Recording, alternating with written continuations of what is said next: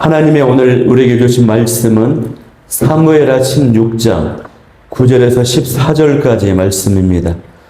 이 말씀을 한 절씩 교독하도록 하겠습니다.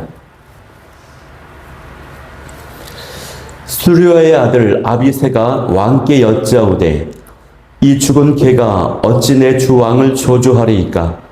청하건대 내가 건너가서 그의 머리를 베게 하소서 하니, 왕이 이르되 수르야의 아들들아 내가 너희와 무슨 상관이 있느냐?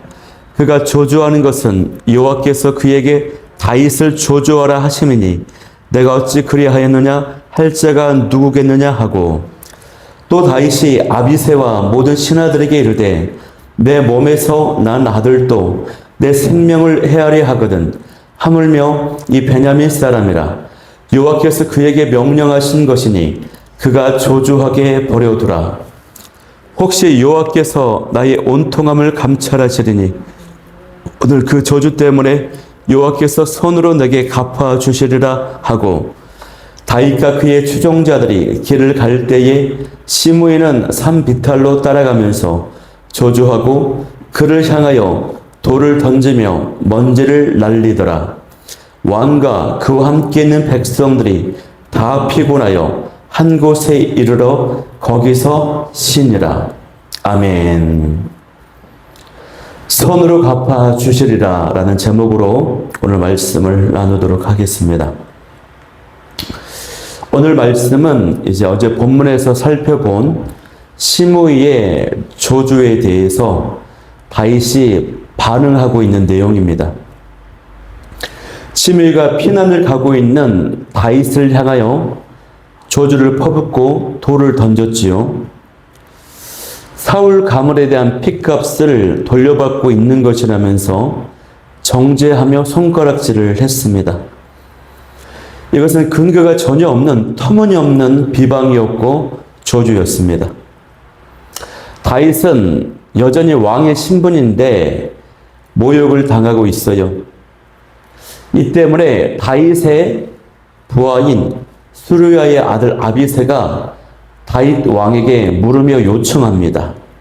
9절을 보면은 이 죽은 개가 어찌 내 주 왕을 저주하리이까?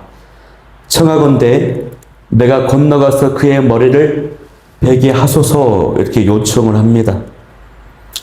여기 죽은 개라고 하는 표현은요, 더럽고 무가치한 존재라고 하는 뜻입니다.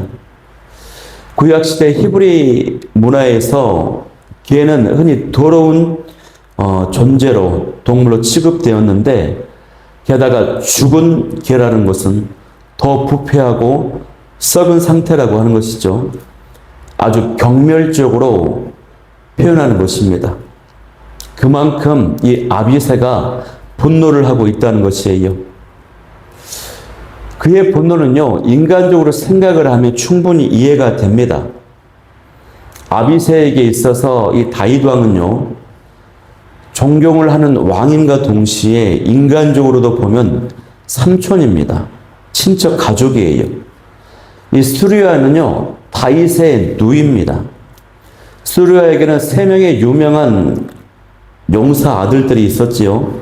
첫째가 요압이고, 둘째가 본문에 나오는 아비새이고, 셋째가 발이 빨랐다라고 기록된 아사엘입니다. 그런데 이 아사엘은 지난번에 살펴본 것처럼 아브넬에게 전투 중에 죽임을 당했습니다. 그러니까 이 아비새는요, 다윗 왕의 조카라고 할 수 있어요. 그에게는 다윗 왕에 대한 충성스러움이 있었고 용맹함이 있었어요. 그런데 이 시므이가 근거도 없이 다윗 왕을 저주하니 그를 향해서 죽은 개와도 같은 자라고 하는 이 아비새의 이 분노가 얼마나 그게 달했는지를 알 수 있습니다. 그런데 이 아비새의 분노는요, 충성심에서 나오는 말이었지만 사실상 인간적 혈기라고 할 수 있습니다. 왜냐하면 이 아비새의 분노에는요, 무엇이 빠졌습니까? 하나님의 영광을 나타내는 것이 빠져 있기 때문에 그래요. 하나님의 뜻과 시선이 고려된 분노가 아니기 때문에 자신의 감정과 자존심에 근거한 분노이기 때문에 혈기라고 할 수 있습니다.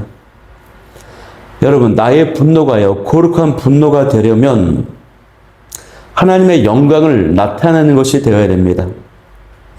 하나님의 뜻과 목적과 부합되는 것이 되어야 돼요. 예를 들면은 이 모세가 금송아지 우상을 숭배하는 이스라엘 백성들을 보고서 분노하면서 십계명 돌판을 던져버렸습니다. 이런 것이 거룩한 분노라고 할 수 있어요. 예수님께서 성전에 들어가서 장사하는 사람들을 보시고 상을 엎으시고 채찍질을 하셨습니다. 이러한 분노가 거룩한 분노라고 할 수 있어요. 이러한 분노의 중심에는 내 감정, 내 유익, 내 자존심이 아니라 하나님이 있기 때문에 그렇습니다. 아비새는 사실상 자신의 명예와 자존심이 공개적으로 훼손되어서 분노하고 있었던 것입니다. 이러한 인간적 혈기와 분노는 어떻습니까? 상황을 더 안 좋게 만듭니다. 응징하고 파괴하고 관계를 깨뜨리는 것만 남게 돼요. 그러므로 우리는 나의 분노가 하나님의 영광 때문에 나오는 것인지 아니면 내 자존심이 상해서 인간적 감정에서 나오는 것인지를 돌아볼 수 있기를 바랍니다. 그래서 인간적인 자존심에서 감정에서 나오는 것이라면 즉시 중지할 수 있기를 바라요. 이것을 알았기 때문에 다윗 왕이 아비새의 그 요청을 받아들이지 않습니다. 그 내용이 10절인데요. 10절 내용을 한번 합독해 보겠습니다. 왕이 이르되 수르야의 아들들아 내가 너희와 무슨 상관이 있느냐? 그가 저주하는 것은 여호와께서 그에게 다윗을 저주하라 하시느니 내가 어찌 그리하였느냐 할 자가 누구겠느냐 하고, 여기 내가 너희와 무슨 상관이 있느냐라고 하는 말은요, 시므이의 저주는 나하고만 상관이 있는 일이다, 너희하고는 상관이 없는 일이라는 것입니다. 그리고 또 나의 생각은 너희 생각과 다르다라고 하는 이런 의미예요. 그럼 다윗의 생각은 무엇입니까? 그것은요, 여호와께서 시므이 그에게 나를 저주하라고 하신 것이라는 것입니다. 시므이는 하나님의 뜻에 따라서 나에게 저주를 퍼붓고 있다는 것입니다. 그러니 그에게 책임을 묻지 말라는 것이에요. 이를 통해서 우리는 다윗이 지금 자신에게 일어나고 있는 이 모든 상황들, 압살롬의 반역과 그 때문에 힘겨운 피난길을 가고 있는 것과 시므이가 자신을 저주하고 있는 것까지도, 이 모든 것이 우연이 아니라 하나님께서 내리시는 징계로 받아들이고 있다는 것을 알 수 있습니다. 이 지점에서 다윗은요, 시므이의 그 죄를 먼저 보기 전에 자신의 죄를 먼저 보고 있다는 것입니다. 아비새는 시므이를 죽여야 한다라고 말을 하는데 다윗은 시므이가 저주하고 있는 이유는 바로 나의 죄 때문이다라고 그러고 있는 거예요. 이 모습이 다른 것이죠. 이틀 전에 등교하는 아침에 어떤 일 때문에 제가 첫째 아들이 심하게 혼을 냈습니다. 그런데 돌아보니까 내 죄 때문이더라고요. 내 탓이었어요. 아들의 잘못도 있었지만 내 잘못이 훨씬 컸습니다. 그래서 학교 마치고 돌아와서 잘못을 따지지 않고 아들에게 미안하다고 용서를 구했습니다. 이처럼 자신의 죄를 보게 되면요, 다른 사람의 허물과 죄를 따지지 않습니다. 바로 용서를 구하는 것이죠. 이 시므이가 했던 저주는요, 근거가 전혀 없는 말이었습니다. 그러니 다윗이 시므이를 잡아다가 따지면서 사실관계를 바로잡을 수 있었어요. 그러나 그랬다면 다윗은 진정 회개하고 있는 자의 모습이 될 수 없는 것입니다. 이처럼 회개하는 사람은 다른 사람의 죄보다 자신의 죄를 먼저 돌아보는 것입니다. 그러면서 또 하는 말이요. 11절을 보면은 아비새와 신하들에게 이렇게 말합니다. 내 몸에서 난 아들 압살롬도 내 생명을 해치려고 하는데 하물며 이 베냐민 사람은 오죽하겠냐 그럽니다. 그러니까 사실 다윗의 마음속에서는요. 자신이 정말 사랑하고 아꼈던 압살롬이 반역을 한 것이 너무나도 큰 충격이고 아픔이기 때문에 그에 비하면 이 시므이의 조조는 놀랄 일도 아니라는 것이죠. 여러분, 사람이 어떤 큰 일을 겪고 나면 웬만한 일들은 놀라지 않습니다. 그까짓 것 하면서 넘어가요. 그런 의미에서 저는 나이가 드신 우리 신앙의 선배님들, 우리 집사님, 권사님들을 보면은 존경스러울 때가 있어요. 신앙의 선배님인 우리 집사님, 권사님들을 보면은 그간 인생 가운데 우여곡절이 참 많지 않습니까? 참 눈물 없이는 들을 수 없는 큰 사연들을 2개, 3개씩 가지고 계셔요. 그 과정을 믿음으로 통과하신 분들입니다. 그 모습에 나이가 어린 제가 경의를 표하는 것입니다. 신앙이라고 하는 것은 많이 아는 것이 중요한 것이 아니고 그것을 삶으로, 믿음으로 살아내고 증명하고 통과하는 것이 중요합니다. 그래서 그런 측면에서 우리가 이런 신앙의 연장자들을 절대 무시할 수 없는 이유인 것이죠. 그러면서 다윗은요, 여호와께서 그에게 저주하라고 명령을 하신 것이니 그대로 두라고 말합니다. 여기에서 다윗의 회개가 진짜였음을 알 수 있어요. 여러분, 사람이 누군가로부터 억울하게 비난과 공격을 받으면 정말 쉽지 않습니다. 저도 겪어봤는데 그런 일이 생기면요, 밤잠을 못 잘 때가 있어요. 또 어떤 사람들은 그런 것 때문에 우울증이 생기고 쓰러지고 맙니다. 또 우리 연예인들을 보면 어떻습니까? 악성 루머 때문에 견디지 못하고 극단적인 선택을 하기도 하지 않습니까? 그런데 그런 중에서 하나님의 말씀을 듣고 계획을 듣는다라고 하는 것은 정말 쉽지 않은 일입니다. 위치가 높을수록요, 가진 게 많을수록 더욱 그래요. 다윗 왕이 지금 그런 상황이라고 할 수 있어요. 그러면 다윗이 어떻게 이 어려운 상황을 이겨낼 수가 있었을까요?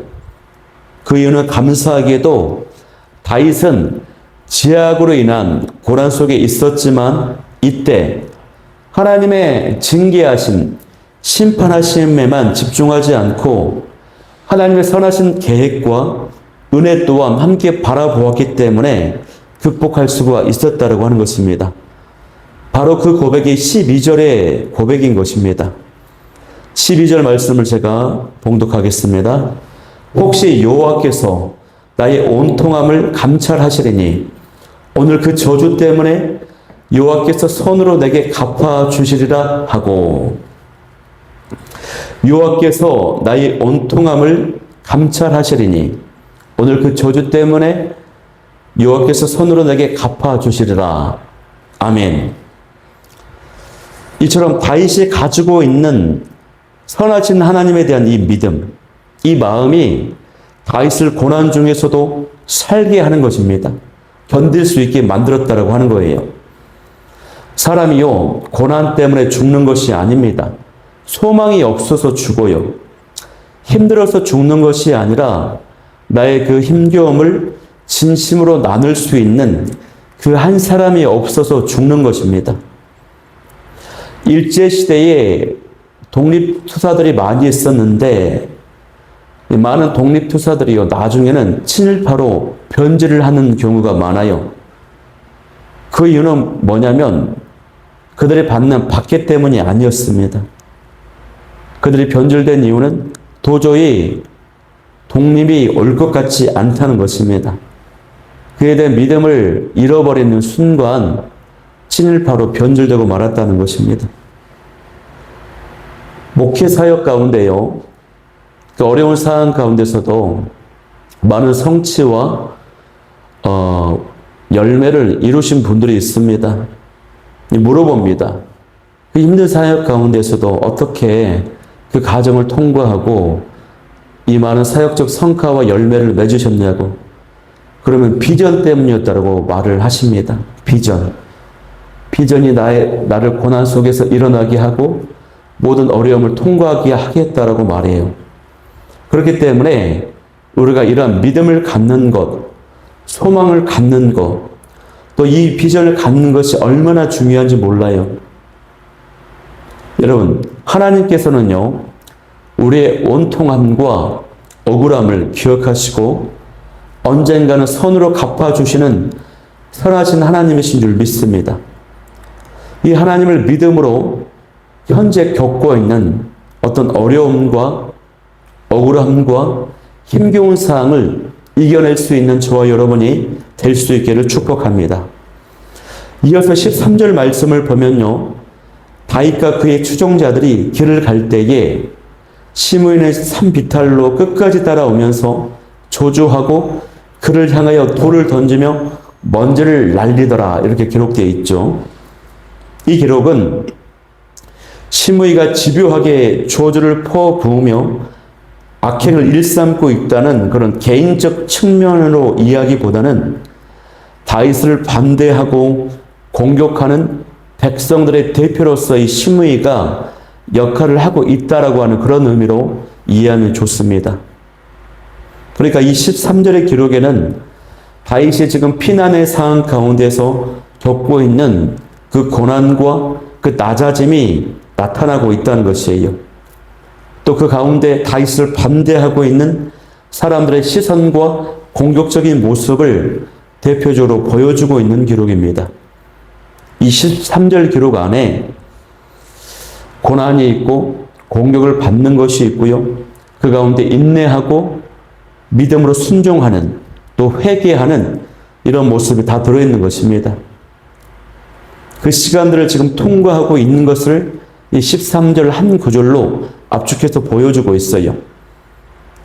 그리고 또 이 모습은요, 누구의 모습입니까? 장차 오실 예수 그리스도께서 고난을 당하시는 모습을 미리 보여주는 기록이 되기도 하는 것이에요. 그래서 우리는 오늘 이 본문에서 전체적으로 우리가 무엇을 봐야 되냐면, 어디에 집중을 해야 되냐면, 돌을 던지고 조주하고 있는 시므이보다도요, 그 돌을 맞고 저주를 받으면서도 하나님을 바라보고 있는 이 다윗의 모습에 집중해야 되는 것입니다. 우리의 인생길에서 다윗이 겪었던 이런 일들을 겪지 않으리라고 우리가 장담할 수 있겠습니까? 그 위대한 다윗도 그런 일을 겪었기 때문에, 심지어는 예수님께서도 우리를 위해 그런 고난의 길을 걸어가셨으니 우리도 그러한 길이 주어졌을 때 피하지 말고 믿음과 인내와 순종함으로 통과할 수 있는 저와 여러분이 될 수 있기를 바라요. 만약에 그렇게만 할 수 있다면 하나님께서 우리에게 어떤 은혜를 주십니까? 그것은 바로 쉼과 회복의 은혜를 주신다는 것입니다. 그 기록이 오늘 본문의 마지막 기록이 14절의 기록이에요. 14절에 보면은 왕과 그와 함께 있는 백성들이 다 피곤하여 한 곳에 이르러 거기서 쉬니라, 이렇게 끝맺고 있습니다. 다윗의 일행이 피곤하여 쉼을 갔습니다. 이 피곤함은 육체적인 고단함뿐만 아니라 정신적인 고난, 또 감정적인 고단함을 포함하는 것입니다. 그래서 여기 쉰이라고 하는 이 뜻은요, 단순히 잠시 쉬었다라고 하는 뜻이 아니라 새 힘을 얻었다, 다시 모든 것이 회복되었다, 육체와 정신적인 감정적인 고단함에서 회복되었다, 이런 뜻입니다. 이처럼 하나님께서요, 쉼과 회복을 주신다라고 하는 사실입니다. 그리고 이것은 앞으로 전개되는 온전한 회복을 예고하는 상징적인 기록입니다. 쉼과 회복의 은혜가 있는 오늘 복된 하루가 될 수 있기를 축복합니다. 우리 오늘 이 말씀을 붙잡고 기도할 때 첫 번째, 자존심과 분노의 감정 때문에 혈기 부리지 않고 하나님의 영광을 구하게 하여 주옵소서. 두 번째는 억울한 상황에 있을 때 타인의 허물보다 나의 죄를 먼저 보고 진정으로 회개할 수 있게 하여 주옵소서. 세 번째는 손으로 갚아주실 그 하나님을 신뢰하며 힘과 회복의 은혜를 누리게 하여 주옵소서. 이 기도 제목 가지고 뜨겁게 찬양하며 기도하도록 하겠습니다.